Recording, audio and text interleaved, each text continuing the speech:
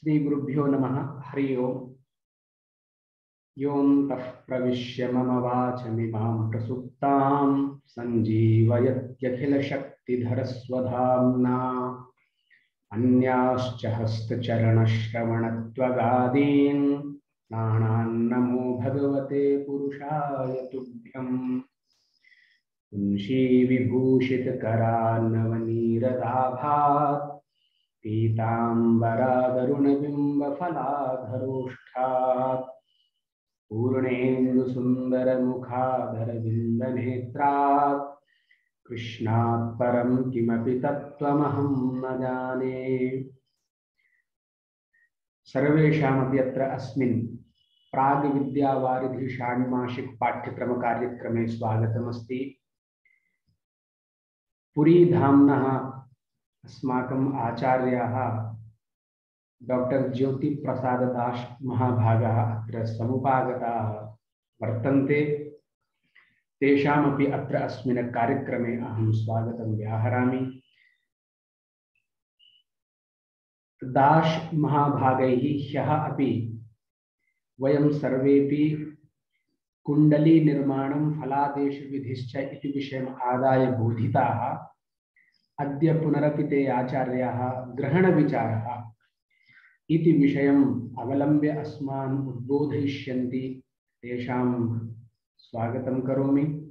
किञ्च आचार्यान् ज्योतिप्रसाददास वर्यान् अहं प्रार्थये यत्ते स्वीयां कक्षाम् अधुना आरब्धुं पारयन्ति आचार्याः ज्योतिप्रसाददास वर्याः।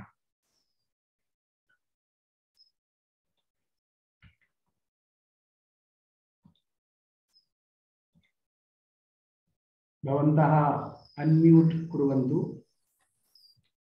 एव।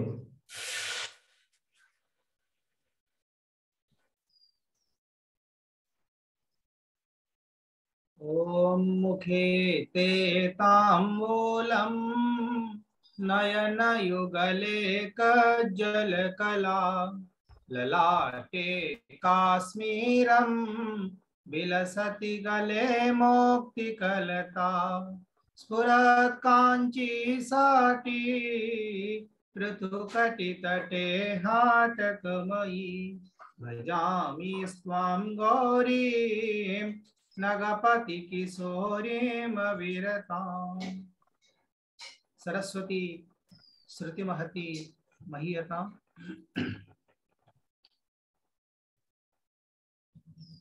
अस्मिन् कार्यक्रमे समागताः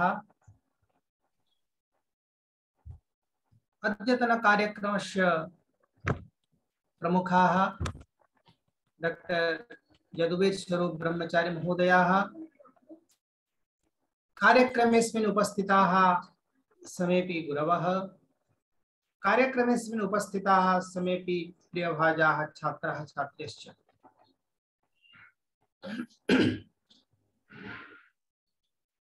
अद्य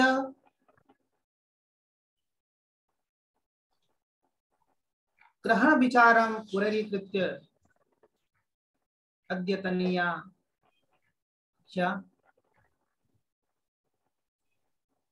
प्रारंभात् पूर्वं समेषां कृते एकेनैव तन्त्रेण स्वागतं सुस्वागतं सुप्रभातं व्याहरन् मम विषय प्रस्तुतिं करोमि। देखिए, ज्योतिष शास्त्र के जितने सारे विषय हैं, विभाग है, विभाग का मतलब यह है कि विषयगत विभाग। शास्त्र तो ज्योतिष है, तो विषयगत विभाग को ध्यान में रखा जाए। काल का विचार, जन्म पत्र निर्माण और फलादेश अपने आप में विस्तृत बहुत है। फिर भी हम लोगों का कोशिश रहा कि आप लोगों को अल्प समय में यथाशक्ति आवश्यक बिंदुओं को बताएं। उसी क्रम में आज भी ग्रहण विचार के ऊपर चर्चा होगी। देखिए,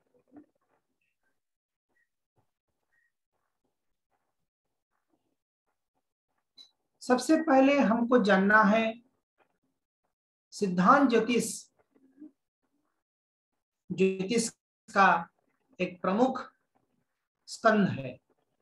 ज्योतिष स्कंध, ज्योतिष को यदि हम पूरा ज्योतिष मानते हैं, ज्योतिष को पूरा वाङ्मय मानते हैं, तो सिद्धांत संहिता होरा स्कंध त्रयात्मकम, तो जो सिद्धांत ज्योतिष अपने आप में एक स्कंध है। उस को ध्यान में रखते हुए ये उस विषय का अंतर्गत अर्थात सिद्धांत ज्योतिष के अंतर्गत बिंदु है।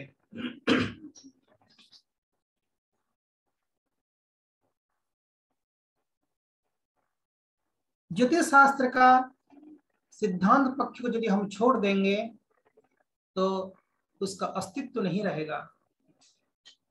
केवल फलित से हम लोगों का काम नहीं चलने वाला है, उसमें सिद्धांत का बहुत बड़ा भूमिका है, जो कि पंचांग निर्माण इत्यादि किया जा रहा है।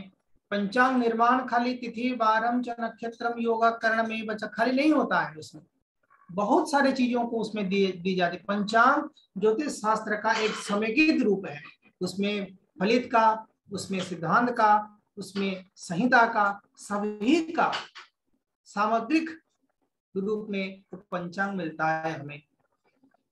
इसीलिए कहते हैं तिथि वारम च नक्षत्रम योगा करणमेव च पंचांगस्य फलम श्रुत्वा गंगा स्नानम फलम लभेत। गंगा स्नानेन यत् फलम तत्फलम पंचांग श्रवणेन अपि मिलति इति शास्त्रस्य शास्त्रकाराणां च अभिमतम्। तो अद्यतनीय विषय वस्तु वर्तते ग्रहणम्। तर्हि किं नाम ग्रहणम्? आदौ वयं जानीमः। गृह्यते स्वाभिमुखम् आकृष्यते ग्राहकेन ग्राह्यबिम्बम् इति ग्रहणम्। गृह्यते, कः गृह्यते, किंच गृह्यते इत्यादि अस्माकं मनसि शंकाः क्षमायान्ति। ग्राह्यबिम्बं ग्राहकं गृह्णाति।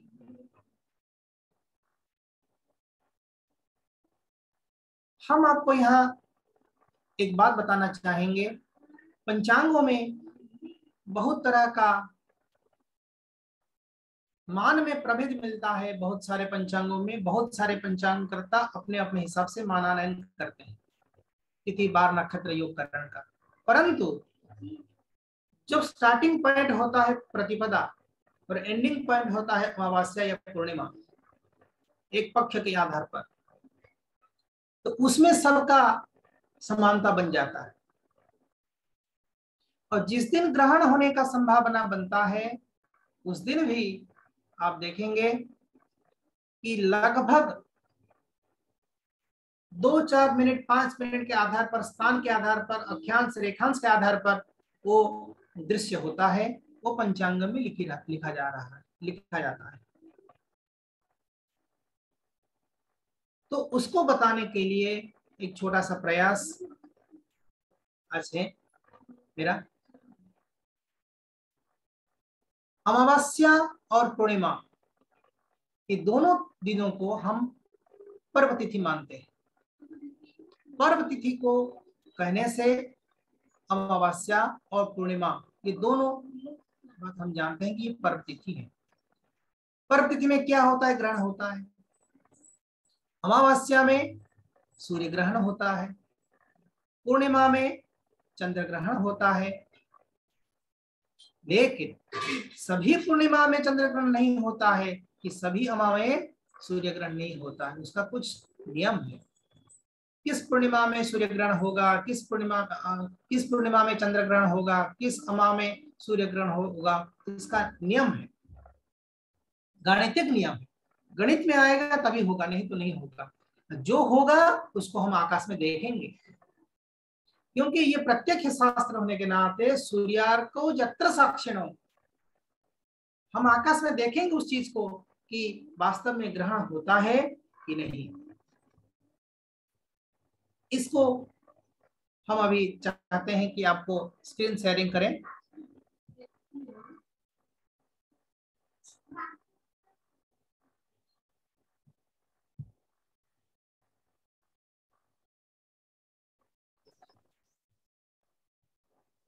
ग्रहणस्य परिभाषा गृह्यते स्वाभिमुखम आकृष्यते ग्राहकेन ग्राह्य बिंबम इति ग्रहणम।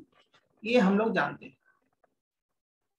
जब ग्रहण बनता है, एक ग्राह्य बिंब होता है, एक ग्राहक होता है। ग्राहक बिंब का काम ग्राह्य बिंब को आकर्षण, ग्राह्य बिंब को आच्छादित करता है। तो अलग अलग होते हैं। सूर्य ग्रहण में ग्राह्य अलग होता है, चंद्र ग्रहण में ग्राह्य अलग होता है। ये तो अलग बात है, हम आगे कहेंगे। लेकिन तत्र ग्राह्य ग्राहकयोः अंतर्भावत्वम इति ग्रहण, दोनों का अंतर का अभाव को हम ग्रहण मानते हैं। अंतराभावः बहुधा विभाज्यते। अंतराभाव जो है बहुत प्रकार का होता है। जैसे एक, किम ग्राह्य ग्राहकयोः पूर्वापरांतराभावत्वम, किम ग्राह्य ग्राहकयोः याम्योत्तरांतराभावत्वम, किम ग्राह्य ग्राहकयोः ऊर्ध्वाधरांतराभावत्वम। ये बताने के बाद बोलता है किम ग्राह्य ग्राहकयोः पूर्वांतराभावत्वम याम्योत्तरांतराभावत्वम वा ग्रहणम, किम ग्राह्य ग्राहकयोः याम्योत्तरांतराभावः ऊर्ध्वाधरांतराभावत्वम वा ग्रहणम, किम ग्राह्य ग्राहकयोः पूर्वांतराभावः ऊर्ध्वाधरांतराभावत्वम वा ग्रहणम, किम ग्राह्य ग्राहकयोः पूर्वांतराभावत्वम ऊर्ध्वाधरांतराभावत्वम याम्योत्तरांतराभावत्वम ग्रहणम। ये इस प्रकार का कंडीशन बनता है। किसको हम मानेंगे ग्रहणम? जो लास्ट में दिया गया है, देखिए निशान पर, ग्राह्य ग्राहकयोः पूर्वापरांतराभावत्वम ऊर्ध्वाधरांतराभावत्वम याम्योत्तरांतराभावत्वम, ये बनता है। कहते हैं यदा ग्राह्य ग्राहकयोः पूर्वापरांतराभावत्वम याम्योत्तरांतराभावत्वम च जायते तदानीं ग्रहणम। ये बिल्कुल साफ हो गया।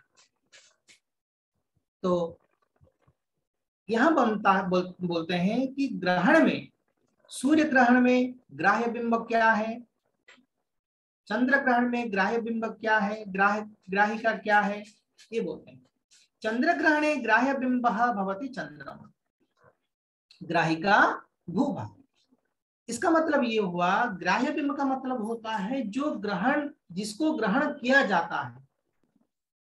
अर्थात चंद्र ग्रहण में चंद्र ग्रसित होने के नाते चंद्र को हम ग्राह्य बिंब के नाम पर जानते हैं। और चंद्र को जिसने ग्रास करता है, जिसके द्वारा चंद्र आच्छादित होता है, शास्त्र की दृष्टि से बोलते हैं कि जो चंद्र बिंब को आच्छादित बिल्कुल करता है उसको बोलते हैं ग्राहिका। यह ग्राहिका इसलिए लिखा गया है, भूत छाया होने के नाते लिखा गया है। भूमि की छाया, इसी को हम लोग बोलते हैं राहु।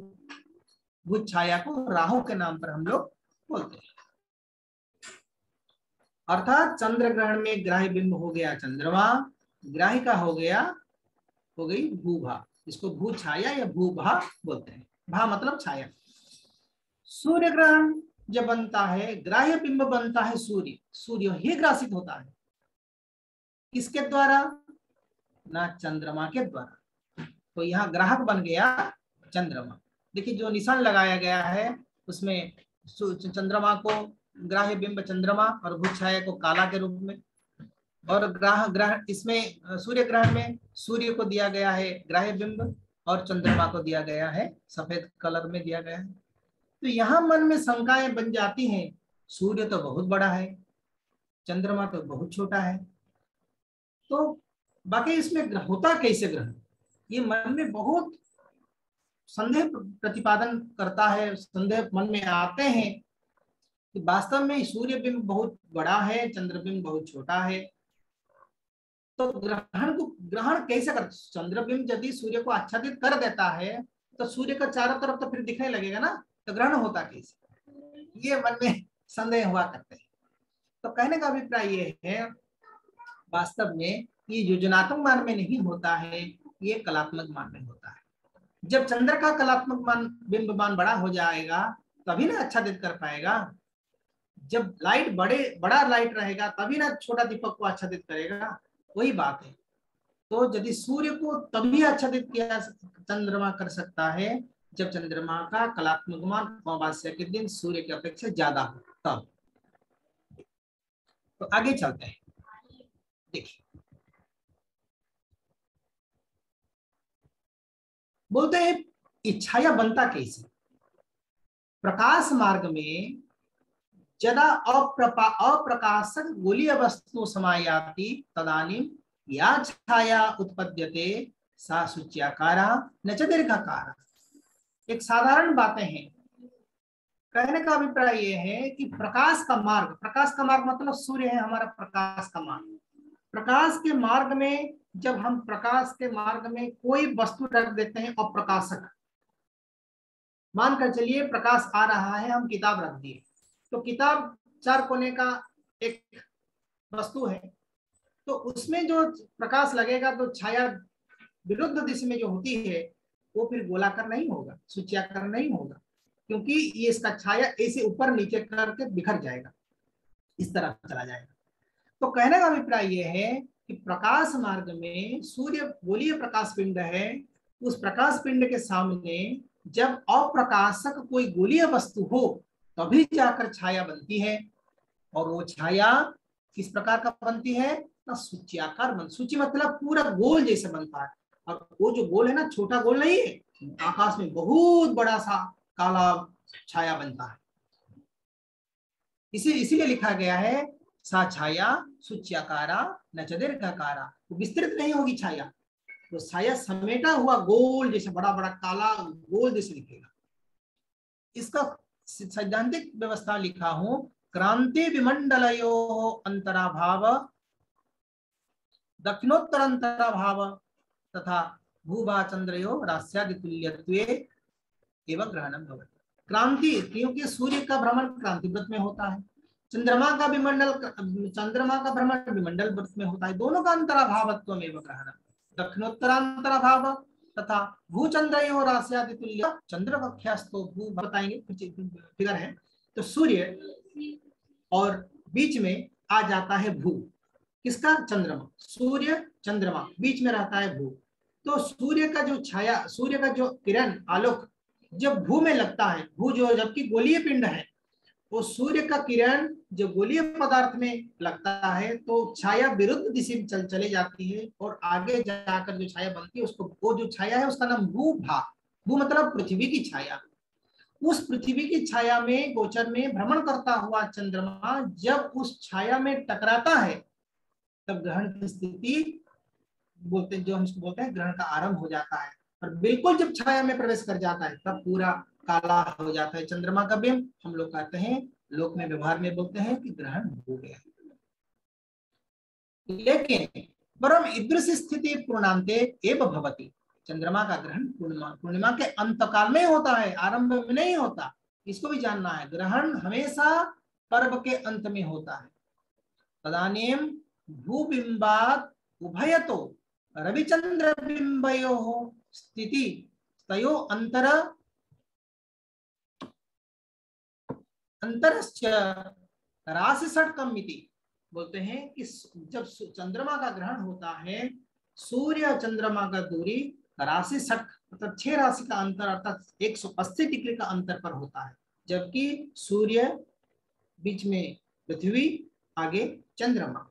तो जो पृथ्वी की छाया बनती है, उस पृथ्वी की छाया चंद्रमंडल पर, जिसको हम कहते हैं विमंडल पर, जब अपने गोचर में भ्रमण करता हुआ चंद्रमा उस छाया में प्रवेश करता है, धीरे धीरे धीरे धीरे धीरे धीरे चंद्रमा ग्रसित होता हुआ नजर आता है, उसी को बोलते हैं। तदानीम भूबिंबात उभयतो रविचंद्र बिंबयोः स्थिति तयो अंतरश्च राशि षट्कम इति। 6 राशि का अंतर होता है। तदानीम सरमानम भूभा चंद्रबिंब मानेक्यार्ध 14 अंशात् अल्पम यदि स्यात् तदा भूबिंबेन अवरुद्धा सूर्य किरणा आकाशे एका तमोमयम शुचिम उत्पादयति।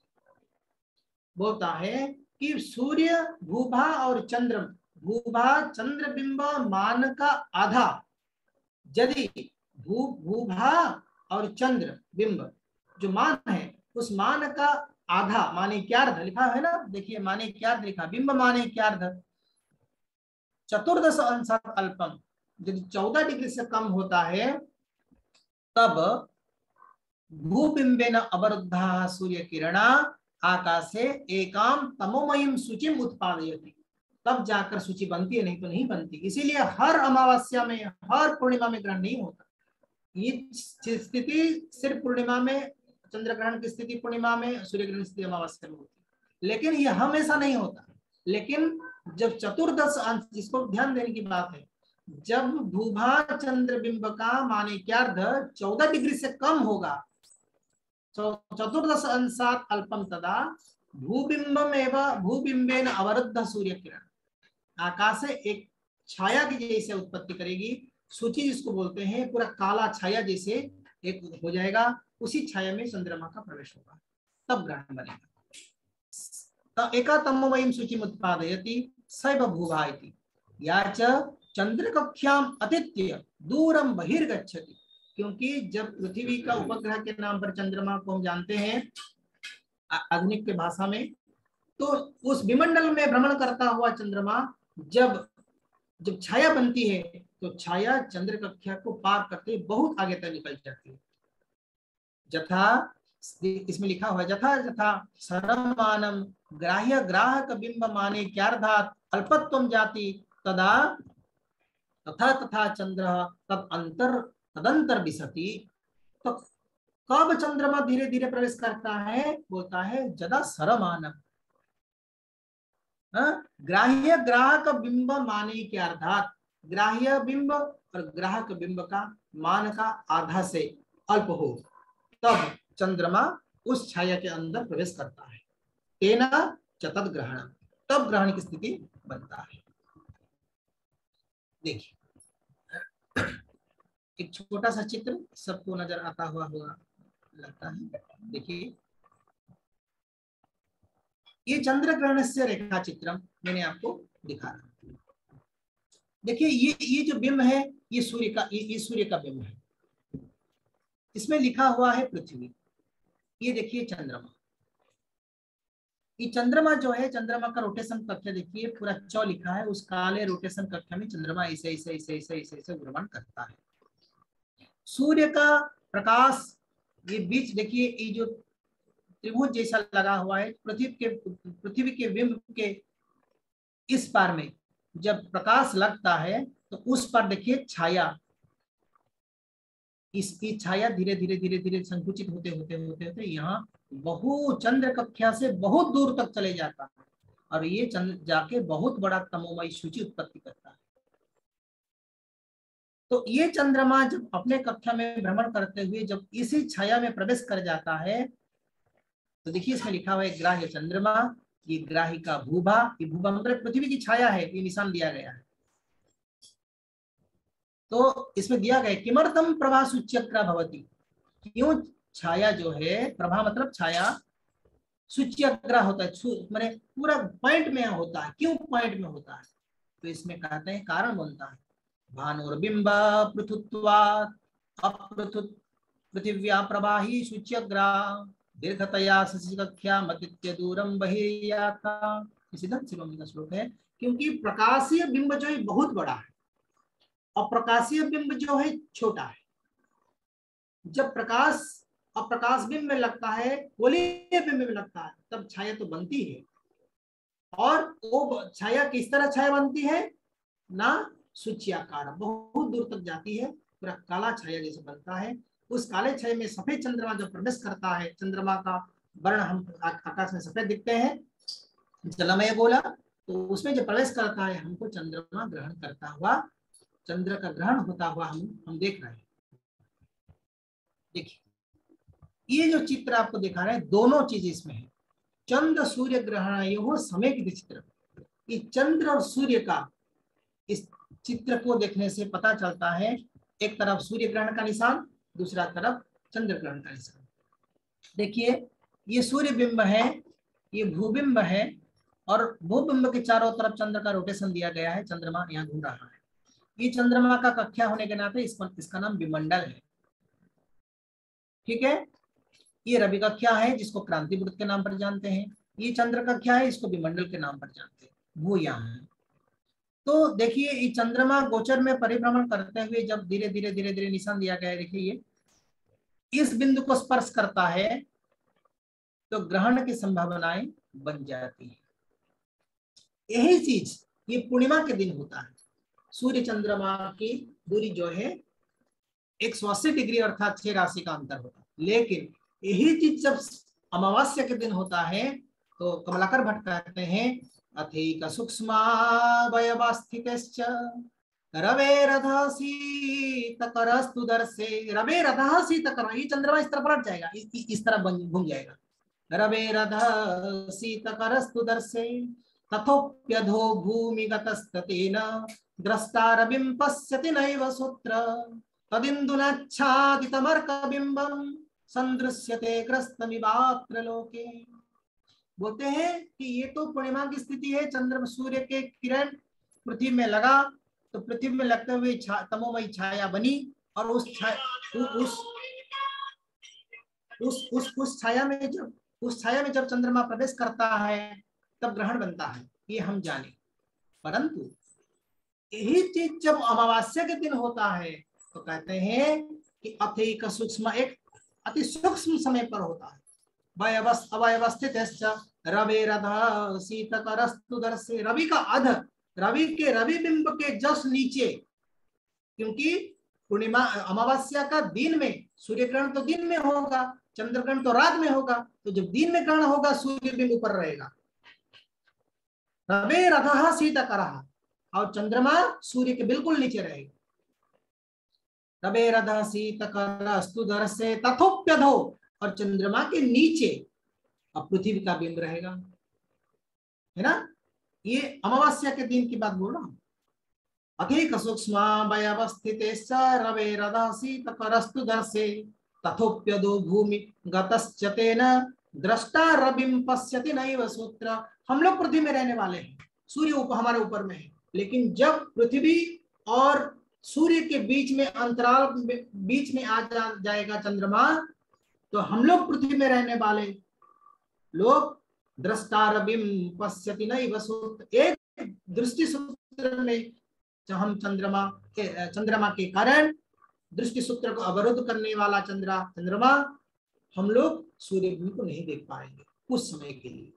लेकिन इसको ध्यान रखना है, सूर्य ग्रहण ज्यादा समय के लिए नहीं होता। इसीलिए नहीं होता क्योंकि उसका पीछे रहस्य है चंद्रमा का। चंद्रमा का गति बहुत तेज होने के नाते तो धीरे धीरे उसका गति तेज होने के नाते वो शीघ्र चला जाता है, अपने स्थान से हट जाता है। इसलिए सूर्य ग्रहण पृथ्वी के जितने जितने भागों पर सूर्य का आलोक पड़ता है उतने उतने भागों पर समान दृष्टि से नहीं दिखता है, लेकिन चंद्र ग्रहण दिखता है क्योंकि उसका पीछे कारण है भूभाग। गति उसका बहुत कम होने के नाते बहुत समय तक उसका टिकाव है चंद्र ग्रहण का। अब देखिएगा कि पंचांग में लिखा रहता है चंद्र ग्रहण इतने समय से इतने समय तक, अर्थात लंबा समय रहता है, और सूर्य ग्रहण का समय कम रहता है। दृष्टा रविं पश्यति नैव सूत्र, दृष्टा मतलब हम लोग, रविं पश्यति एक सूत्र, हमारा आंख नहीं देख सकता है सूर्य को। तदिन्दुनाच्छादितमर्कबिम्बम, तब क्या करता है चंद्रमा, चंद्रमा सूर्य को आच्छादित करता है। दृष्टा रविं पश्यति नैव सूत्र तदिन्दुनाच्छादितमर्कबिम्बम संदृश्यते ग्रस्तमिवात्र लोके अस्मिन् लोके सूर्यः ग्रसितः जातः इति वयं पश्यामः।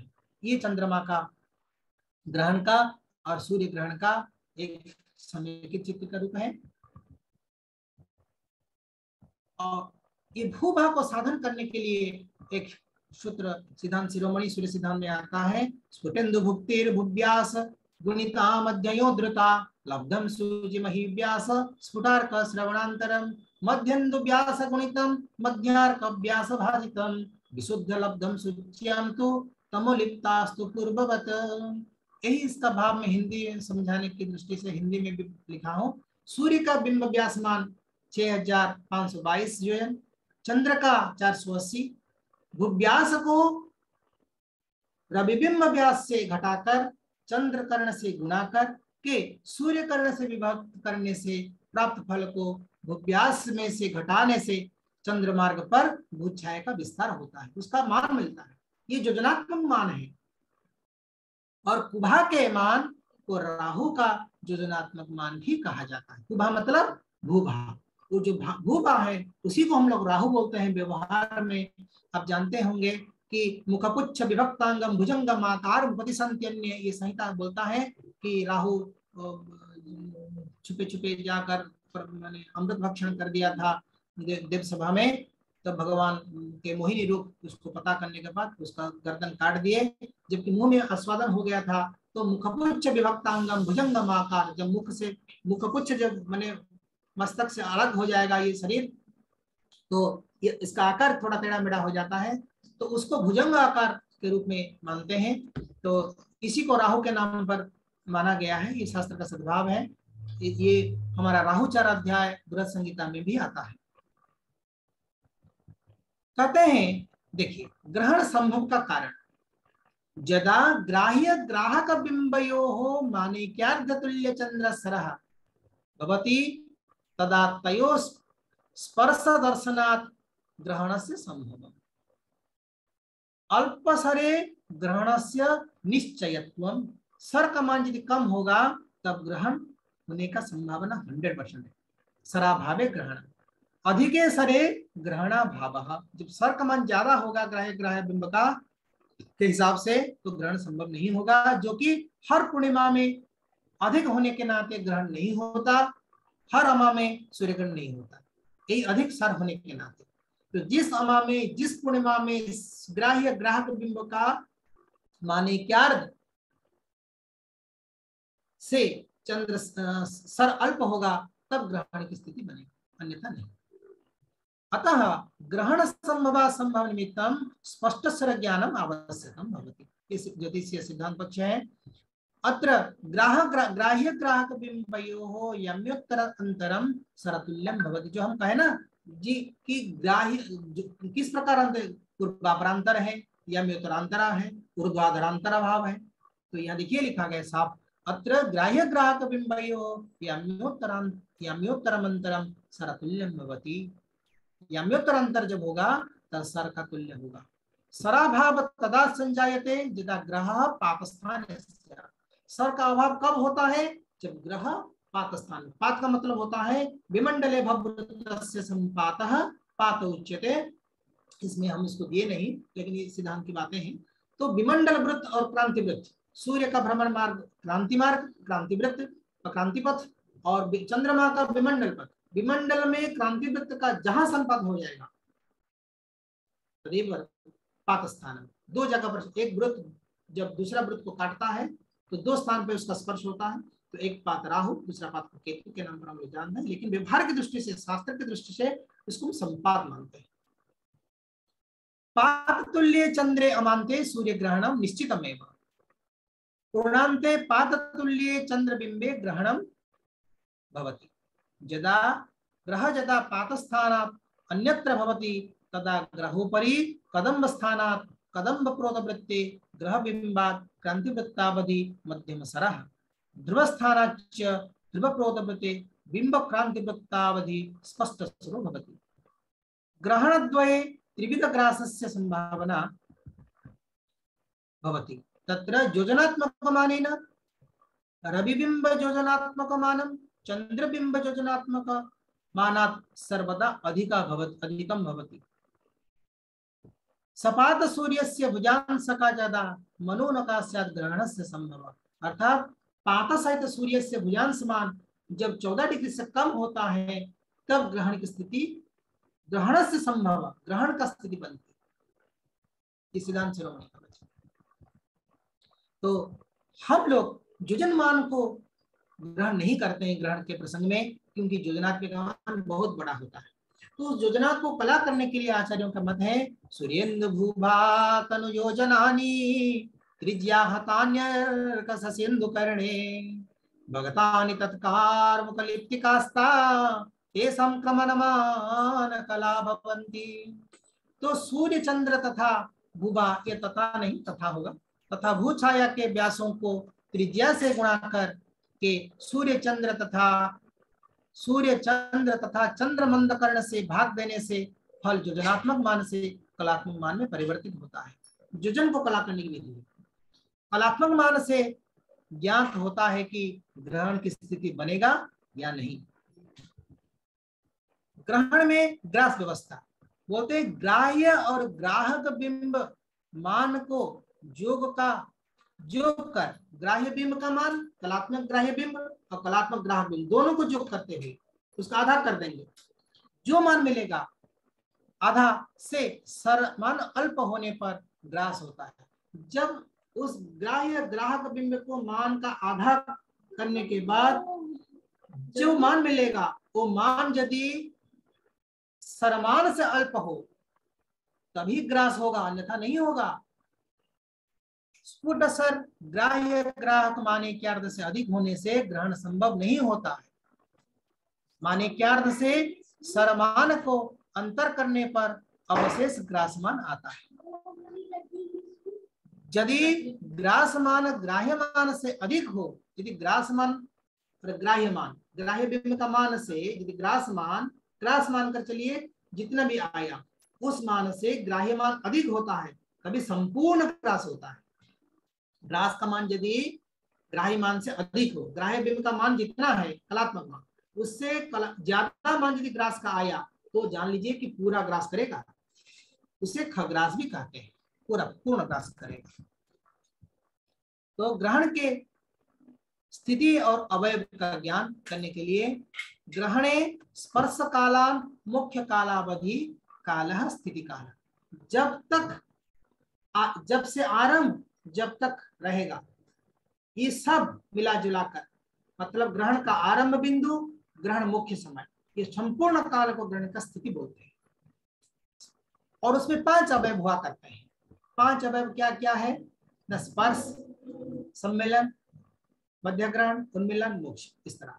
तो इसमें कहते हैं स्पर्श किसको कहते हैं? देखिए, स्फुट मध्य ग्रहणात् सूक्ष्म परवांत कालदवा स्फुट वार्षिक स्थित्यर्धम विशोधनेन ग्राह्य ग्राहक बिंबयोः परिध्यो स्पर्श ग्रहणे स्पर्शमिति नाम। ग्राह्य ग्राहक बिंबयोः परिध्यो स्पर्श, ग्राह्य बिंब और ग्राहक बिंब का परिधि का स्पर्श जब हो जाएगा तब हम बोलेंगे कि ये ग्रहण की स्थिति, ये ग्रास आया, मतलब स्पर्श हो गया। स्पर्श पहला अवयव है, 5 अवयवों में से पहला अवयव है स्पर्श का।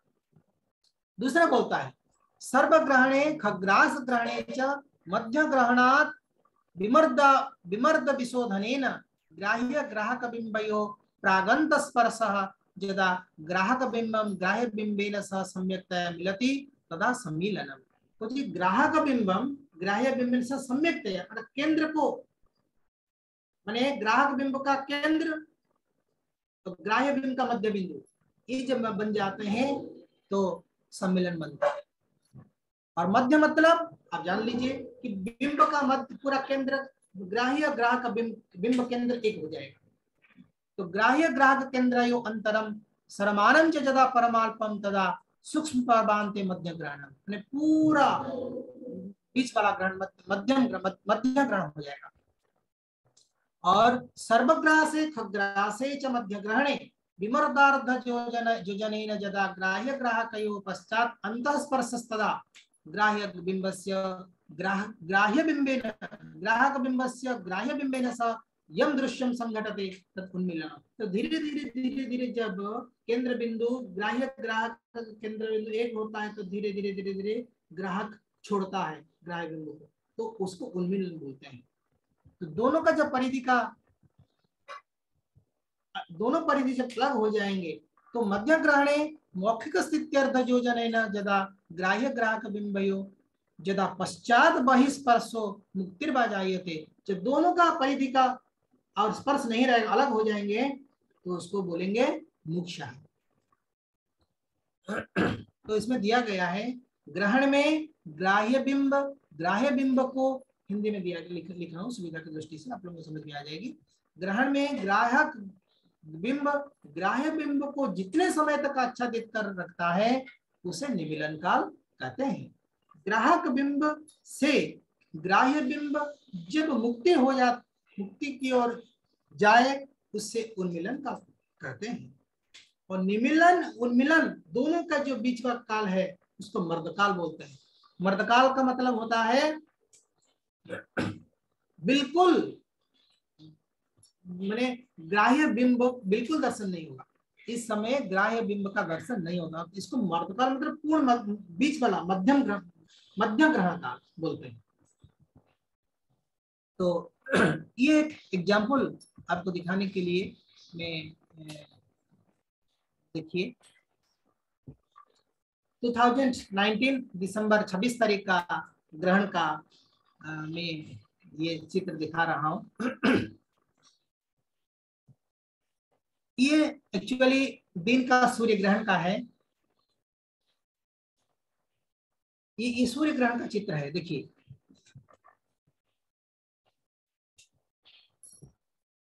देखिए ये जो मार्ग है ये सूर्य का, ये सूर्य अपने कक्षापथ पर भ्रमण करते हैं। ये जो कक्षापथ है सूर्य का भ्रमण करते हैं।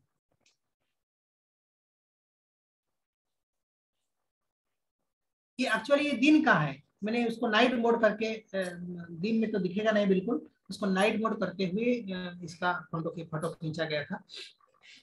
खुद मैंने उसको किया हूँ। तो उसको देखिए 26/12/2019 तारीख का ये एक ग्रहण का विवरण है।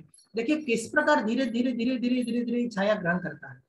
देखिए जिसमें लिखा है ग्रहण स्पर्शस्य चित्र, ये धीरे धीरे स्पर्श करना शुरू कर दिया है। ये काला छाया जो है धीरे धीरे धीरे धीरे धीरे बिंब को स्पर्श करता हुआ नजर आ रहा है। देख रहे हैं आप, आपको स्पष्ट दिखता होगा। ये वही चीज ये भी है, वही चीज ये जो है ये वही है ग्रहण स्पर्शस्य चित्र। देखिए ये दिन का 11:22 का है चित्र। ये ग्रहण मुख्य से चित्र देखिए आपको पता चलेगा। देखिए 11:22 में दिन का 11:22:16 में सूर्य लिखा है। देखिए ना आप, आपको दिखता होगा सन, इसमें लिखा है सन, छोटा छोटा अक्षर में दिखता है सन। थोड़ा बारीक से दिखेंगे आपको दिखेगा सन लिखा है सन। ये धीरे धीरे धीरे धीरे सन सूर्य ग्रहण, ये जो सूर्य का जो ग्रहण का कारण है चंद्रमा है, वो धीरे धीरे धीरे धीरे धीरे धीरे धीरे धीरे ये छोड़ रहा है। ये छोड़ रहा है मतलब अर्थात ग्रहण मुख्य की ओर जा रहा है। परिधि बिल्कुल अलग हो जाएंगे, बढ़ रहा है, इसलिए मैं इसको मुख्य चित्र लिख दिया। तो धीरे इस तरह बनता है। ये मैं अपना लैपटॉप से किया हूँ। तो उस समय का वीडियो, उस समय को क्लिप करके दर्शाया गया है। इसी प्रकार होता है। और जब ग्राह्य बिंब ग्रहण करता है, ग्राहक बिंब जब ग्राह्य बिंब को ग्रहण करता है वो 10 प्रकार विधि से ग्रहण करता है। देखिए इसका फल जो, इसका रिजल्ट जो है आप देखेंगे हमारा संहिता ग्रंथ में दिया गया है। संहिता शास्त्रानुसारम तत्र ग्रहणस्य ग्रहणे दशविध ग्रासा भवन्ति सव्यापसव्य लेह ग्रसन निरोध इत्यादि इत्यादि आपको दिखा, मैं इसमें शेयरिंग करता हूँ, आपको देख सकते हैं। इसमें ग्रहणे दशविध ग्रासा लिखा हुआ है, सव्य अपसव्य। देखिए किस प्रकार ग्रास, हम चित्र भी बनाए हैं कि ये उत्तर बिंदु है, ये दक्षिण बिंदु है, ये पूर्व बिंदु है, पश्चिम बिंदु है बिंब का। तो चंद्र ग्रहणे अग्नेयम राहो गमनम, अग्नेय मतलब क्या है, पूर्व और दक्षिण कोने से जब माने छाया धीरे धीरे धीरे धीरे बिंब को ढकता हुआ जाएगा तो उसी को हम कहते हैं सव्यग्रास। देखिए चंद्र ग्रहणे अग्नेयम राहो रागमनम, ये पूर्व और दक्षिण के जो बीच है माने अग्निकोण है, अग्निकोण की तरफ से जब छाया धीरे धीरे धीरे धीरे धीरे धीरे धीरे बिंब को ग्रासित करता जाएगा, बिंब को ढकता जाएगा, तो उसी को हम बोलेंगे सव्यग्रास। इसका फल भी नीचे दिया गया है। अस्मिन् ग्रहणे जगत जलप्लुतम मुदितम भयरहितम च भवति।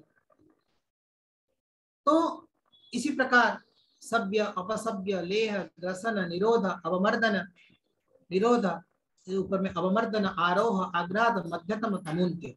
देखिए लास्ट काल बोल देता हूं। देखिए आघ्रात बिंब का कैसे, आघ्रात अब बाकी सब में तो थोड़ा थोड़ा चित्र है किस दिशा से ग्रहण हो रहा है। आघ्रात को देखिए ग्रहणे निश्वास बाष्पोपहत दर्पण बदैव, जैसे हम लोग दर्पण के सामने ऐसे कर देते हैं तो कुछ समय के लिए हमारा श्वास से आवृत हो जाता है, तो कुछ समय के लिए हम दर्पण को नहीं देख पा रहे हैं। जितने समय तक नहीं देख पा रहे हैं उसी प्रकार का स्थिति ये ग्रहण में बनता है। तो अर्थात चंद्रमा को गुच्छाया हल्का सा बिंब दिखेगा, लेकिन हल्का सा माने सबाष्प निश्वास मरतोपहतः माने निश्वास बाष्पोपहत दर्पण बदैव यदि चंद्रमा दृश्यते तदा आघ्रात ग्रासः ग्रासस्मिन् सुवृष्टिः कल्याणं च भवति। इस प्रकार और विशेष बात बहुत इंटरेस्टिंग है ये चैप्टर समझने के लिए। और एक लास्ट देखिए लिखा है तमोन्त्य, बीच में सफेद मिलेगा, ग्रहण हो रहा है लेकिन बिंब का बीच में सफेद मिलेगा और बिंब का चारों तरफ काला रहेगा। ये बहुत बड़ी बात है। तमः बिंब परिध्यंतर भागे अंतभागेषु तथा मध्ये अत्यल्पे सति तमोन्त्याक्ष ग्रास जायते ग्रासेस्मिन् सस्यानां इति भयं भवति। चींटियां बहुत सारे जीव जंतु सस्य को नष्ट करेंगे। इस प्रकार का ग्रास है। ये 10 प्रकार का ग्रास 10 विध से ग्रास करता है। जैसे 10 विध ग्रासा भवन्ति अस्माकं ग्रहणे तथैव 10 विध मोक्ष्याः अपि सन्ति तस्मिन् विषये अपि मया सूचितम्। अनुगुक्षिपायुर्भेदात् दिग्विसञ्चर्दनं च चरणं च मध्यान्तयोश्च विदरणमिति 10 शशिसूर्ययोर्मुख्याः। ये 10 प्रकार का ग्रास 10 प्रकार का मुख्य को थोड़ा मैंने जैसे जैसे चंद्रमा का इसको देखिए कि चंद्रमा का ग्रहण जो है प्रागिंदो ग्रहणम, चंद्रमा का ग्रहण प्राग की तरफ, मुख्य कस्य विपर्जया पश्चिम तरफ सूर्य का होता है और सूर्य पूर्व की तरफ चंद्रमा का ग्रहण होता है। इसका वही दिशा बताया गया है।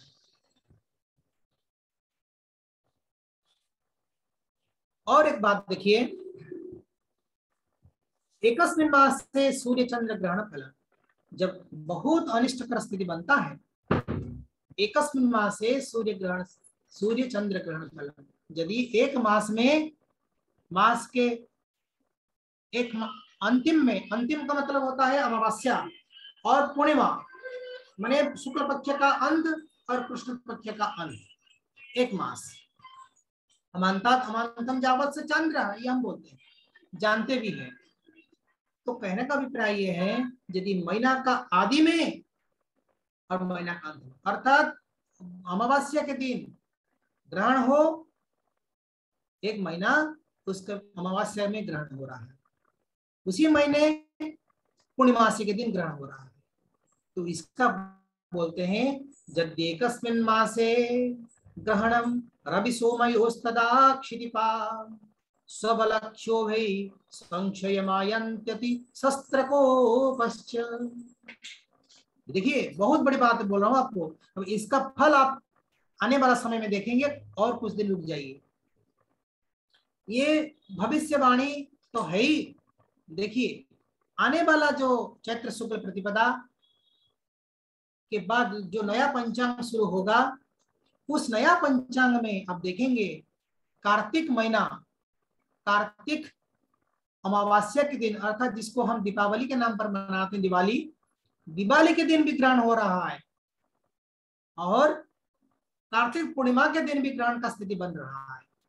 देखिए कार्तिक महीना में 2 ग्रहण बन रहे हैं, ये बहुत अपने आप में अशुभ है। नंबर 2, जिस समय बन रहा है, जिस साल के अंदर बन रहा है, वो साल है, वो संवत्सर है अनल। अनल नाम के संवत्सरे कार्तिक मासस्य अमावास्यायां सूर्य ग्रहणम कार्तिक पूर्णिमायां चंद्र ग्रहणम संघटितम भविष्यति। आने वाला समय जो आ रहा है 2022, ये जो 2022 चल रहा है ना, कार्तिक महीने में हो जाएगा। ये बात देखेंगे आप लोग। खाली उतना नहीं, और उस समय एक राशि में 5 ग्रहों की भ्रमण का स्थिति भी बन रहे हैं। इसको हम लोग पंचग्रह कूट के नाम पर भी जानते हैं। शास्त्र पर बोलता है एक रासौ यदा यान्ति चत्वारो पंचवाग्रहा तदा महिं पावयन्ति रुधिरेण जलेन वा। यदि एक राशि में 5 ग्रहों के भ्रमण हो रहे हैं तो रुधिरेण जलेन वा संसारम प्लावयन्ति, अब देखिए, संवत्सर है अनल, 5 ग्रहों की स्थिति एक राशि में, और मास के आद्योपांत में ग्रहण, इससे कष्टदायी स्थिति देश के लिए क्या हो सकता है। आप संहिता शास्त्र को थोड़ा बहुत पढ़ेंगे तभी आपको पता चलेगा वास्तव में कितना कष्टदायी स्थिति। रुधिरेण जलेन वा, रक्तपात, संग्राम, हिंसाएं, और जल की अधिक मात्रा में अतिप्लावता, माने बहुत बारिश होगी, बनिया बनेंगे, खेत में खेत नहीं होगा, और देश में जनसम्मर्द रहेगा, हिंसाएं रहेंगे, रक्तपात होंगे, ये सब का स्थिति बनने वाला है। अभी कार्तिक महीना में उसका स्थिति बन रहा है। तो ये आने वाला समय का फल मैं आपको थोड़ा सा जिक्र किया। तो अद्य एतावदेव।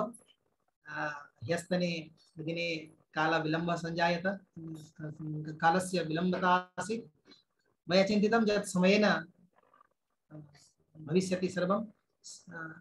सामान्य रूपेण मया उपस्थापितं। यदि एकं वाक्यम् अवश्यं वदामि। जब ग्रहण बनते हैं, ग्रहण काल में क्या करना चाहिए ये मैं आपको बताया नहीं। तो कहते हैं बहुफलम जपदान हुतादिके, ग्रहण समय में भगवत प्रार्थना करना है, जप करना है, दान पुण्य दान करना है, जो हमारा स्मृति शास्त्र में, धर्मशास्त्र में बताया गया है, उस धर्मशास्त्रीय व्यवस्था को मानते हुए सदुपयोगिनी कृते सचमत कृति, तो जीवन में चमक आ जाएगा यदि हम ग्रहण के समय में अभिष्ट का मंत्र जप करेंगे, ध्यान करेंगे, भगवान का नाम का कीर्तन करेंगे, या बैठ के घर में बैठते हुए जप करेंगे, तभी ये फल, ग्रहण जन्य फल हमें प्राप्त होगा। तावत् मंगलम सोमस्तु। हरि ओम। सर्वेषां कृते नमो नमः। महान धन्यवादाः।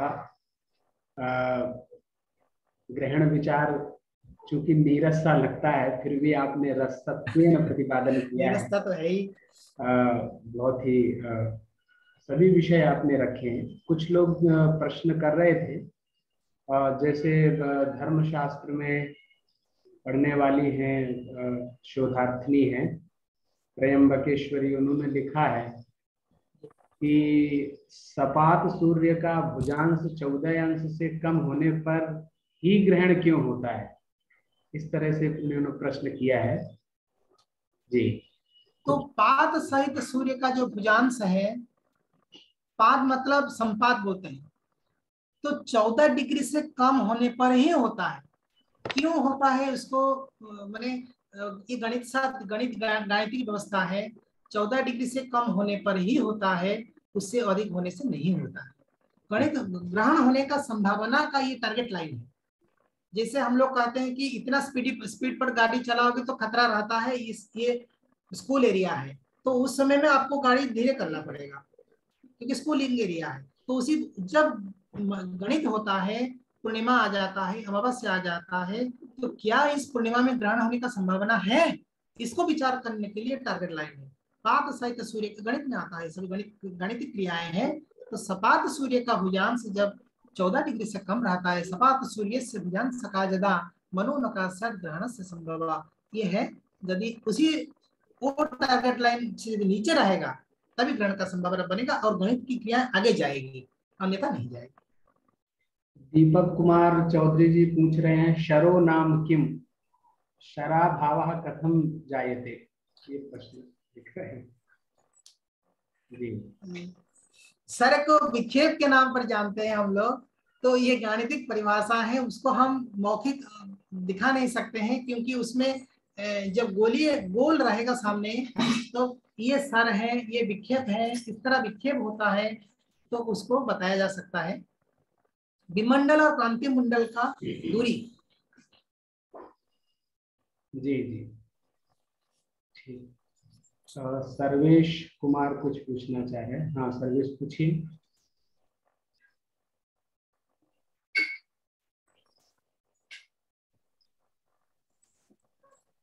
महोदय, ग्राह्य अग्राहक कौन कौन हुए? सूर्य हुए और चंद्रमा। ग्राह्य अग्राहक कौन हुए? क्या नहीं समझ पा रहे हैं सर्वेश जी? ठीक से और एक बोलिए, बात आवाज बताइए। क्लियर करके बताइए, क्या आपकी जिज्ञासा है?